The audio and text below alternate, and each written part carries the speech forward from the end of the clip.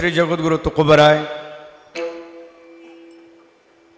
महाराजांच्या सदेह वैकुंठ गमन सोहळ्याच्या निमित्ताने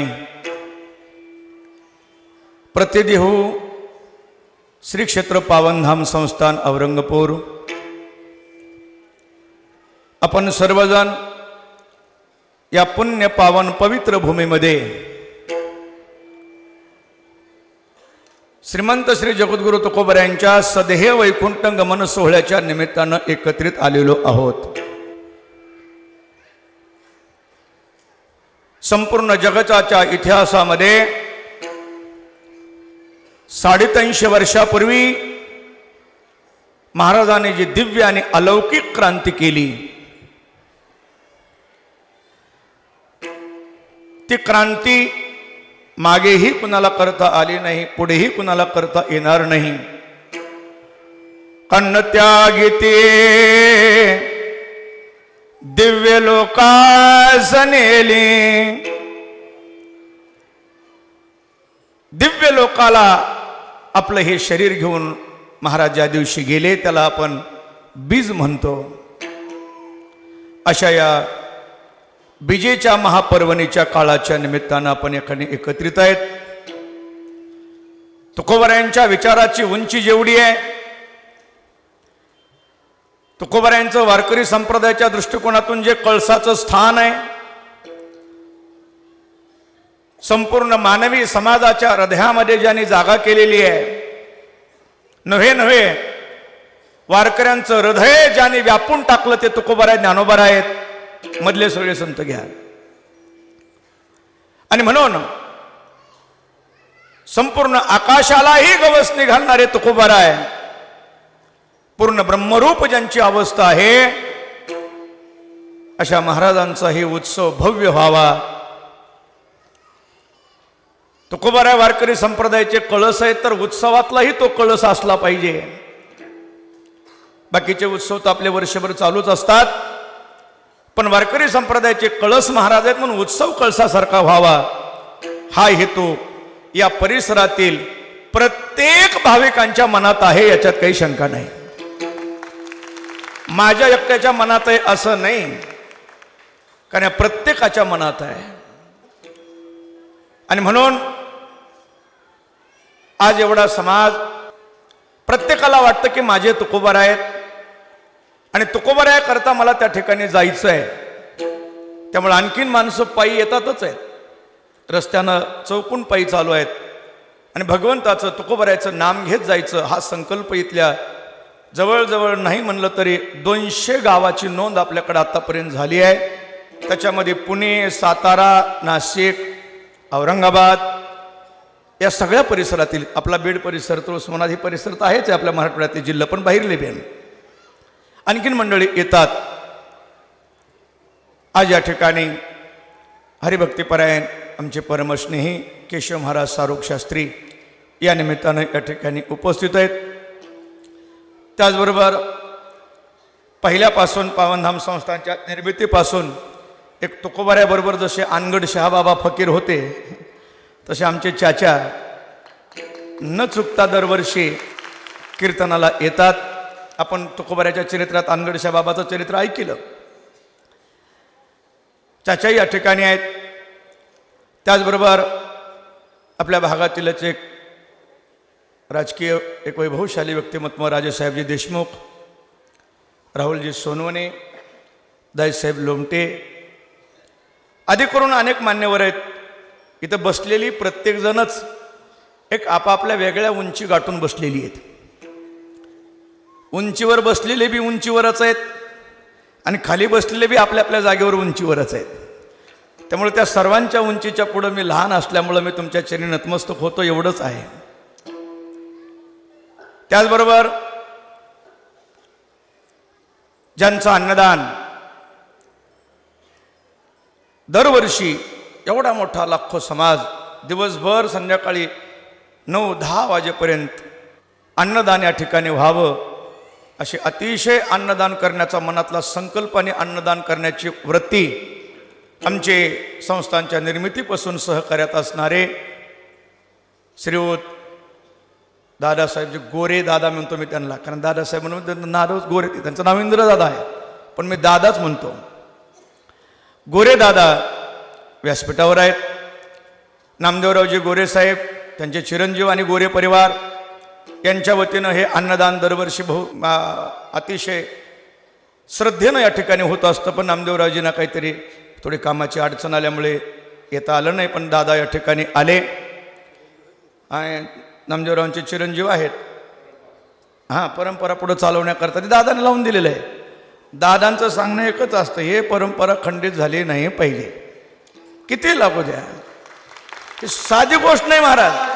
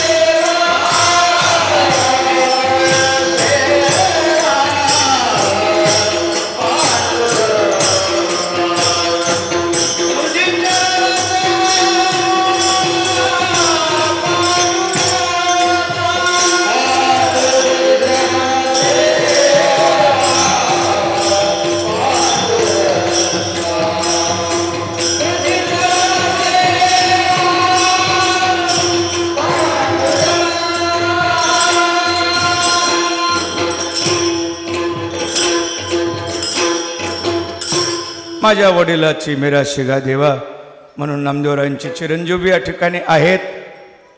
आणि आत्ताच्या ठिकाणी आमचे सतीश बाप्पा माजी जिल्हा परिषद सदस्य माजलगावहून आलेत. आणि या सप्ताहामध्ये अतिशय श्रद्धेनं अतिशय भावनेनं तुकोबरायांचा नारळाचा प्रसाद घरी नेत वर्षभर तुकोबऱ्यांच्या बीज येण्याच्या वाट बघणाऱ्या आमच्या माता मावल्या आहेत. ह्या सगळ्या माय मावल्या वर्षभर आठवण ठेवतात की बीज कधी येणार, बीज कधी येणार. आणि नारळ प्रसाद घेऊन दरवर्षी जातात आणि पुन्हा वर्षाला या ठिकाणी आठवणीनं येतात. एखाद्या माऊलीला आजारीपणामुळं नाही येता आलं तर पुन्हा येऊन महाराज आजारी होते, येता आलं नाही, एवढ्या श्रद्धेनं ह्या मावल्या येतात. जवळजवळ ही जागा त्यांनीच भरलेली आहे. 70 नाही, आता 90% आहे. 50-50 नाही, आता 90 पुढं आहे. आणि पुरुष बाहेर झाडं, इकडं ते सगळे झाडं फुल झाले पुरुष मंडळी करतात. महिलांचा सन्मान केला पाहिजे म्हणून पुरुषांचं ते मोठेपण आहे. पुरुष मंडळी बाहेर थांबून महिलांना जागा दिलेली आहे. आणि सर्व या माता मावल्या या निमित्तानं उपस्थित आहेत. जवळजवळ अनेक गावच्या दिंड्या, पहिल्या प्रथम यावर्षी दिंडी जी आलेली ती वाकडीची आली आहे. वाकडी, सौंदाणा, नंतर इस्तळ, अतिशय सुंदर घोडा सजवून इस्तळची दिंडी आली. पळसखेडा, औरंगपूर, कानडी बदन, बोरी सावरगाव, लाडेगाव, शिराढोण कळंब तालुक्यातून नदीच्या पलीकडून आहे. आणि तडबोरगाव, होळ, पैठण, आवसगाव, नायगाव, जवळबन, दिपेवडगाव आणि धनेगाव अशा अनेक ठिकाणच्या दिंड्या आल्यात. आतापर्यंत ज्यांची नावं माझ्याकडे आले ती. आणि सर्वात शेवटी आमची मानाची दिंडी जी ठरलेली आहे चनईची, ती चनईची दिंडी आल्याशिवाय कीर्तन सुरू होत नाही, कारण विनेकरी त्यांचा आहे ना. आणि दुसरी पिढी, पुन्हा पहिली पिढी सेवा करण्यामध्ये आमचे गेल्या वर्षीदा अण्णा गेले, पण त्या गावानं त्यांचा मान सोडला नाही. म्हणून त्यांची दिंडी आल्यानंतर अनेक कीर्तनाला आपला प्रारंभ होत असतो. आत्ताच्या ठिकाणी आपल्या भागातील सर्वांचे परिचित आणि दानशूर व्यक्तिमत्व पावनधाम संस्थानवर दरवर्षी ज्यांचं अन्नदान, आणि दिंडीमध्ये बी अनेक दिंड्याला होतं, पण आपल्या संस्थानला ते अन्नदान दरवर्षी काकाजी करतात. नंदकिशोरजी मुंदडा आता या ठिकाणी आलेत. मी म्हणलं पंक्तीच्या दिवशी या, म्हणले पंगत तुमचीच आहे, आपलीच पंगत आहे. म्हणले माझी पंगत नाही, ते संस्थानला आपल्यासारखं मानतात. त्यांच्याबरोबर आलेले देशमुख साहेब आदी करून सर्व मंडळी या ठिकाणी उपस्थित आहेत. सर्वांच्या समवेत आपण या ठिकाणी श्रीमंत श्री जगद्गुरु तुकोबर यांच्या वैकुंठ गमन सोहळ्याच्या निमित्तानं चिंतन करत आहोत. विठाला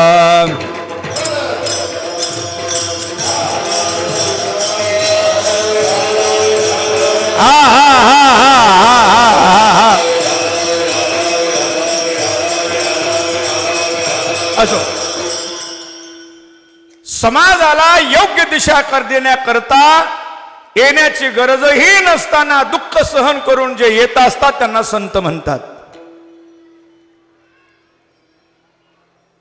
संतांचे अवतार जसे परमात्म्याचे अवतार अनंत आहेत तसे संतांचे अवतार अनंत आहेत. परमात्म्याची रूप जशी अनंत आहेत तसे संतांची रूप अनंत आहेत. परमात्मा येत असताना कुठे येईल हे आपल्याला सांगता येत नाही, तसं संतही कुठे येतील सांगता येत नाही. कारण अनंत जातीमध्ये, अनंत रूपामध्ये आणि अनंत वेगवेगळ्या प्रकारच्या अवस्था घेऊन संत येत असतात.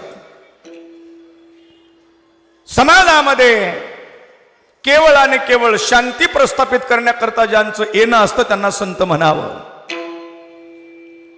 समाजाच्या ठिकाणी निर्माण झालेल्या विचाराच्या द्वारे विकृती, त्या विकृतीची निवृत्ती करत, चित्ताची शुद्धता करत, परमानंदाची अनुभूती प्राप्त करून देण्याकरता परमानंद स्वरूप अवस्थेचा त्याग करून सर्वसामान्य माणसासारख्या रूपामध्ये जे अवतीर्ण होतात त्यांना संत म्हणावं. विठाला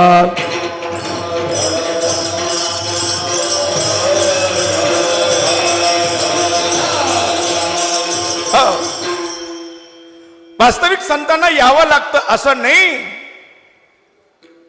पण जगत उद्धार करण्याकरता तुकोबरायासारखे महात्मे, कारण देवालाच संतांना पाठवावं वाटतं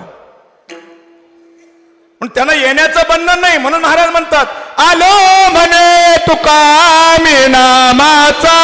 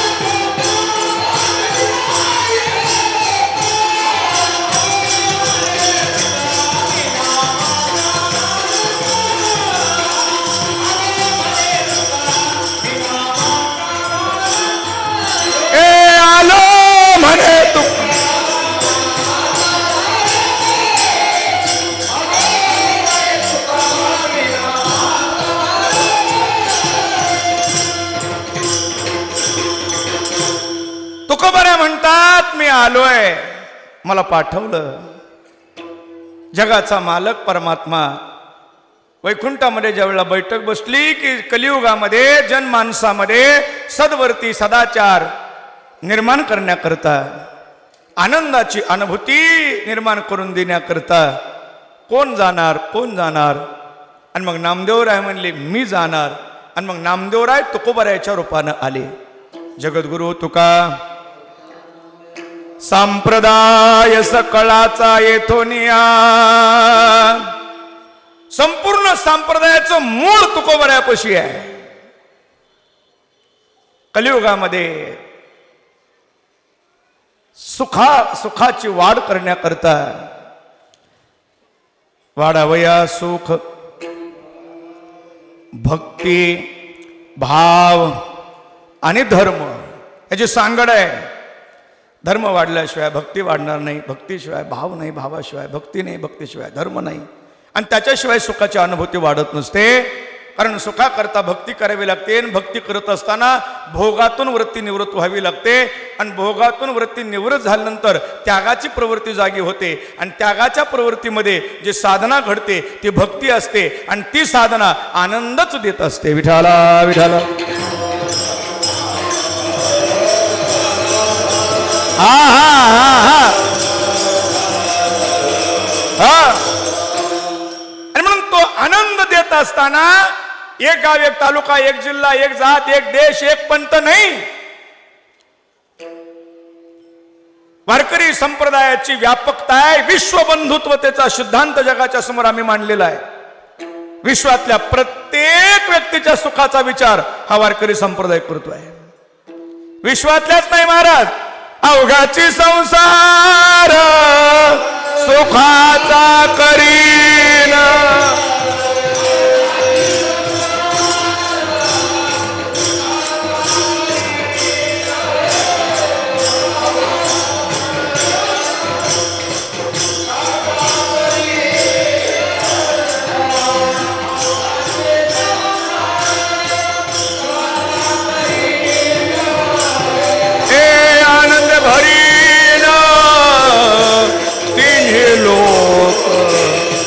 आनंदे भरेन तिन्ही लोक.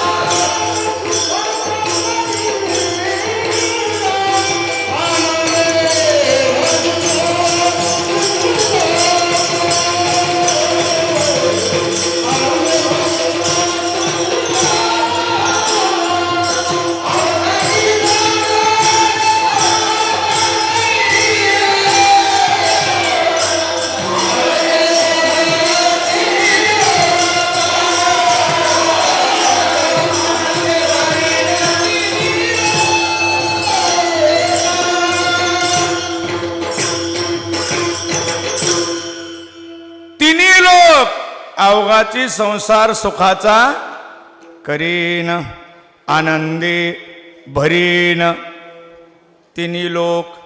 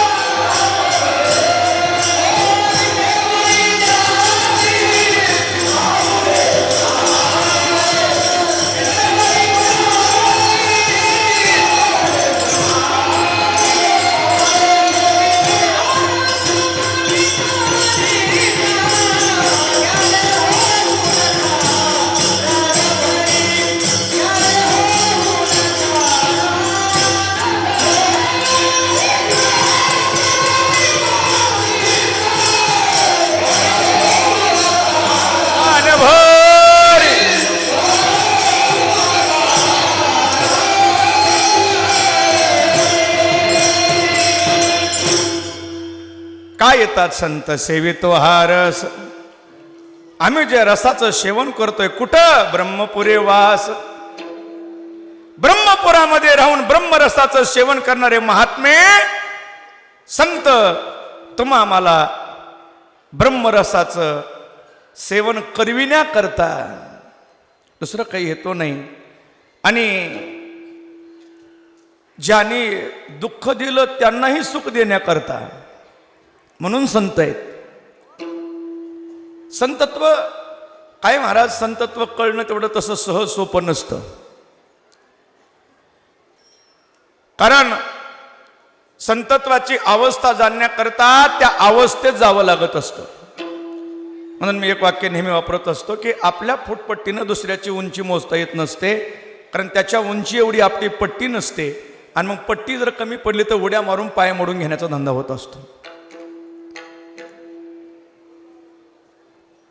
संतत्व लक्षात येणं एवढं सोपं नाही, कारण प्रसूतीची काय वेदना असते हे जिला मुलबाळ नाही तिला कळणार नाही.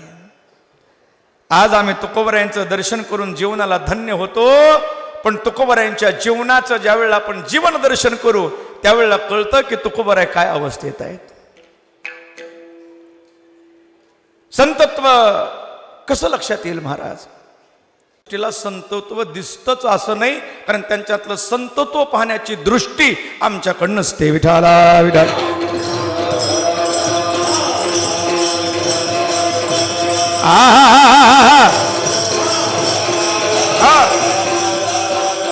अरे तुकोबरायांच्या मनात आलं असतं तर महाराज मंबाजीकडे बघितलं तर जळून राग झाला असता.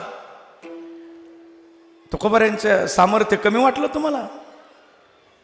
लोहगावला कीर्तन करत असताना तुकोबरायांच्या कीर्तनामध्ये एक माऊली आपलं लेकरू मेलं म्हणून एकुलतं एक लेकरू देवाघरी गेलं असं तिला वाटलं.